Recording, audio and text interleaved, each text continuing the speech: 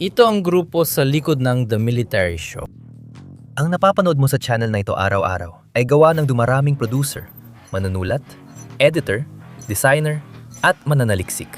Mga taong magkakasamang nagbuo ng proyekto mula simula. Bawat episode ay nagsisimula sa pag-uusap. Araw-araw, may mga paksang inirekomenda, pinagtatalunan at pinipili. Tinitingnan namin kung ano ang mahalaga, kung ano ang nagbabago, at kung ano ang nararapat bigyan ng mas malalim na pagsusuri. Kapag napili ng isang paksa, nagsisimula ng tunay na trabaho ng aming mga manunulat. Nagsasaliksik mula sa iba't ibang sanggunian, inihahambing at bineberipika ang impormasyon, at bumubuo ng detalyadong script na layuning magbigay kaalaman at magpaliwanag. Ang pagsusulat ay unang hakbang lang.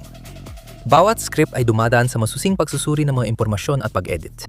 Sinusuri ang pahayag, tinitiyak ang detalye, pinapaganda ang estruktura, at nililinaw ang mensahe. Kasabay nito, nagsisimula ng buuin ng aming mga editor ang biswal na bahagi ng kwento.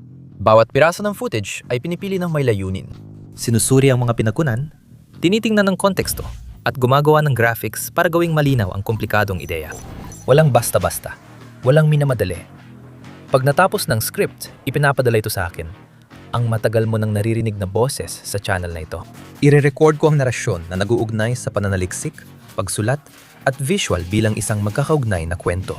Ang aming thumbnail artist ay gumagawa ng ilang konsepto bawat release na maingat na idinisenyo para ipakita ang diwa ng paksa. Hindi aksidente ang nakikita mo rito. Bunga ito ng pagtutulungan, disiplina, at sama-samang dedikasyong gawin ito ng tama.